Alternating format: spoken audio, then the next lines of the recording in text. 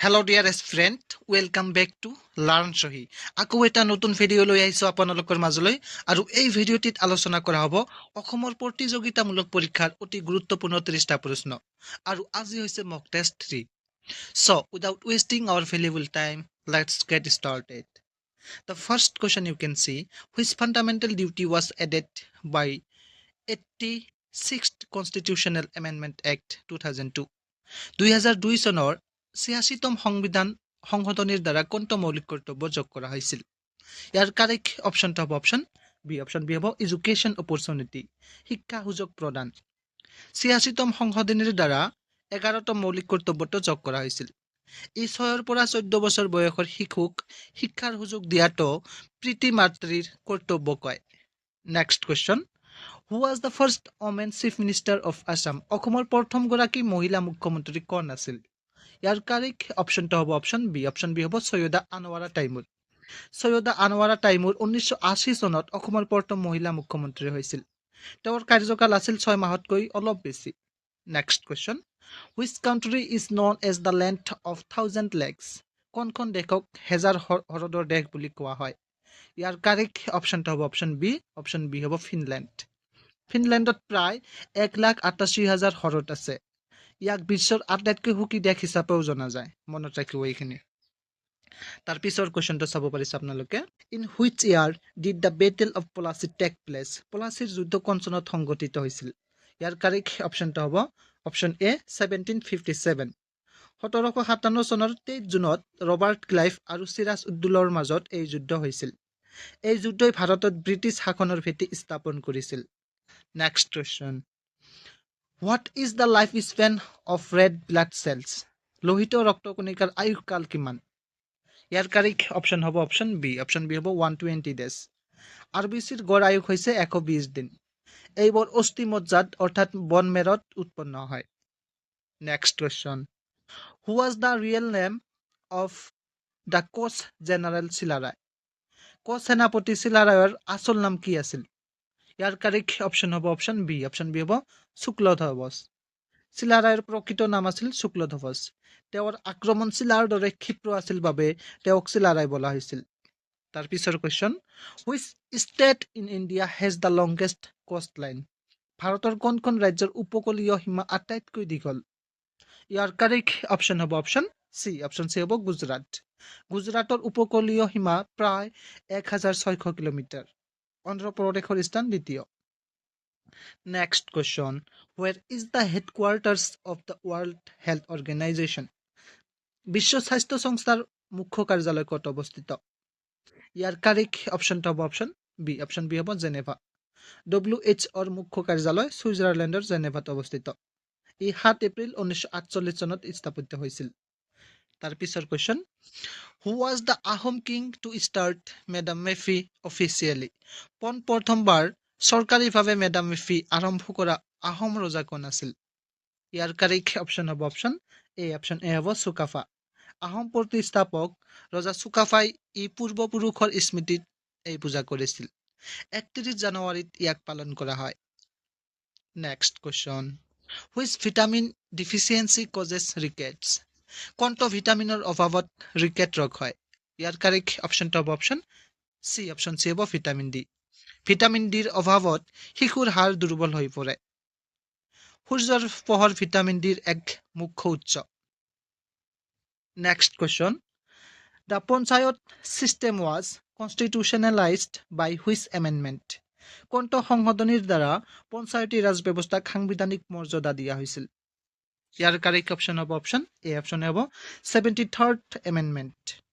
1992 চনৰ 73তম সংশোধনীয়ে পঞ্চায়তী ৰাজক স্বীকৃতি দিয়ে। 74তম সংশোধনী পৌৰসভাৰ সৈতে জড়িত। Next question, who is known as the Kalaguru of Assam? অসমৰ কলাগুৰু বুলি কাক জনা যায়? ইয়াৰ কাৰেক্ট অপশ্যনটো হ'ব অপশ্যন বি হ'ব বিষ্ণুপ্ৰসাদ ৰাভা। বিপ্লৱী শিল্পী বিষ্ণুপ্ৰসাদ ৰাভাক কলাগুৰু উপাধিৰে সন্মানিত কৰা হৈছিল।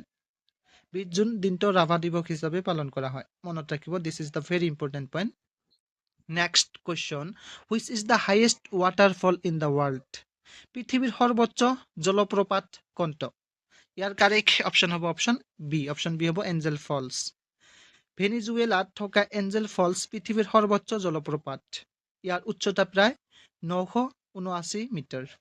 Next question, who presided over the first session of the Indian National Congress? ভাৰতীয় জাতীয় কংগ্ৰেছৰ প্ৰথম অধিৱেশনত কোনে সভাপতিত্ব কৰিছিল?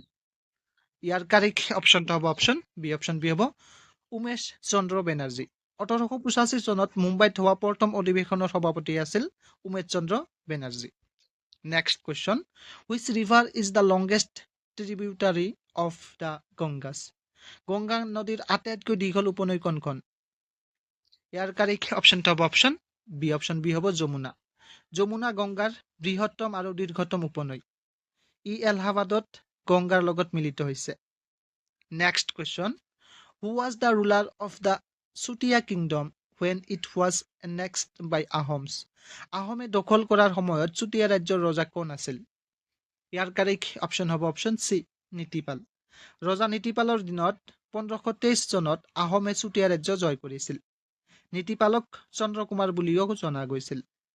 Next question, which country is the largest producer of rice in the world? বিশ্বৰ সৰ্বাধিক ধান উৎপাদনকাৰী দেশ কোনখন? Option A India, B China, C Vietnam, and D Thailand. ইয়াৰ কাৰেক্ট অপশ্যন হ'ব অপশ্যন বি হ'ব চাইনা। চীন দেশ পৃথিৱীৰ ভিতৰতে আটাইতকৈ বেছি ধান উৎপাদন কৰে। ভাৰতৰ স্থান দ্বিতীয়। Next question, the Rowlatt Act was passed in which year? Rowlatt আইন কোন চনত গৃহীত হৈছিল? ইয়াৰ কাৰেক্ট অপশ্যনটো হ'ব অপশ্যন বি হ'ব 1919। 1919 চনত ব্ৰিটিছ চৰকাৰে ৰাওলাট এক্ট পাছ কৰিছিল। ইয়াক কলা আইন বুলিও কোৱা হয়। Next question, what is the capital of Mizoram? মিজোৰামৰ ৰাজধানী কি? অপশ্যন কেইটাৰ ভিতৰত কাৰেক্ট অপশ্যনটো হ'ব অপশ্যন চি হ'ব আইজল। মিজোৰামৰ ৰাজধানী হ'ল আইজল। ই এখন পাহাৰীয়া আৰু ধুনীয়া চহৰ। নেক্সট কুৱেশ্যন, হু ৰট অসমীয়া সাহিত্যৰ বুৰঞ্জী? অসমীয়া সাহিত্যৰ বুৰঞ্জী কোনে লিখিছিল? কাৰেক্ট অপশ্যনটো হ'ব অপশ্যন এ হ'ব দেৱেন্দ্ৰনাথ বেজবৰুৱা। দেৱেন্দ্ৰনাথ বেজবৰুৱাই 1912 চনত এই বুৰঞ্জীখন লিখিছিল। তাৰপিছৰ question, which Ahom king constructed the Namdang stone bridge? কোনজন আহোম ৰজাই নামদাং শিলৰ সাঁকো নিৰ্মাণ কৰিছিল? কাৰেক্ট অপশ্যন হ'ব অপশ্যন বি ৰুদ্ৰসিংহ। স্বৰ্গদেউ ৰুদ্ৰসিংহই 1703 চনত এই সাঁকোখন নিৰ্মাণ কৰিছিল। ই এটা মাত্ৰ বিশাল শিলাখণ্ডৰ পৰা তৈয়াৰ কৰা হৈছিল। তাৰপিছৰ question, which planet is known as the ice giant? কোনটো গ্ৰহক বৰফৰ দৈত্য বুলি কোৱা হয়? Correct option C Uranus. Uranus আৰু নেপচুনক আইচ জয়েণ্ট বোলে কাৰণ ইয়াত পানী, মিথেন আৰু এমনিয়াৰ বৰফ বেছি। Next question, in which city is the Indian military academy located? ভাৰতীয় সামৰিক একাডেমি কোনখন চহৰত অৱস্থিত? Correct option B Dehradun. Next question, who was the author of the poem Bin Baragi? Bin Baragi কবিতাটোৰ লেখক কোন আছিল? Correct option A Chandrakumar Agarwala. Chandrakumar আগৰৱালাক প্ৰতিমাৰ খনিকৰ বুলিও জনা যায়। Next question, which is the smallest district of Assam by area? মাটিকালিৰ হিচাপত অসমৰ আটাইতকৈ সৰু জিলা কোনখন? Correct option B south Salmara Mankachar. Next question, the world refugee day is observed on? বিশ্ব শৰণাৰ্থী দিৱস কেতিয়া পালন কৰা হয়? Correct option A 20 June. 20 June দিনটো শৰণাৰ্থীসকলৰ অধিকাৰৰ বাবে পালন কৰা হয়। তাৰপিছৰ question, who was the Ahom king during the third Burmese invasion? মানৰ তৃতীয় আক্ৰমণৰ সময়ত আহোম ৰজা কোন আছিল? Correct option B Jogeswar Singha. মানৰ তৃতীয় আক্ৰমণৰ সময়ত যোগেশ্বৰ সিংহ নামমাত্ৰ ৰজা আছিল। Which scientist discovered the law of universal gravitation? কোনজন বিজ্ঞানীয়ে মহাকৰ্ষণ সূত্ৰ আৱিষ্কাৰ কৰিছিল? Correct option B Isaac Newton. Sir Isaac নিউটনে পৃথিৱীৰ মহাকৰ্ষণৰ ধাৰণা দিছিল। Who is the chairman of the Rajya Sabha? রাজ্যসভার অধ্যক্ষ কোন? ইয়ার কারেক্ট অপশনটা হবে অপশন বি ভাইস প্রেসিডেন্ট, অর্থাৎ উপরাষ্ট্রপতি। ভারতের উপরাষ্ট্রপতি পদাধিকার বলে রাজ্যসভার অধ্যক্ষ হয়। Last question, the Hatigaon area in Guwahati is in which district? গুৱাহাটীৰ হাতীগাঁও অঞ্চলটো কোনখন জিলাৰ অন্তৰ্গত? অপশন এ আছে কামৰূপ ৰুৰেল, বি আছে কামৰূপ মেট্ৰ', চি আছে নলবাৰী, এণ্ড ডি আছে দৰং। ইয়াৰ কাৰেক্ট অপশন কোনটো হয় আপোনালোকে জাষ্ট কমেণ্ট বক্সত কমেণ্ট কৰি জনাব, ঠিক আছে? চ' থেংক ইউ ফৰ ৱাচিং দিছ ভিডিঅ', কিপ ৱাচিং, কিপ লাৰ্ণিং।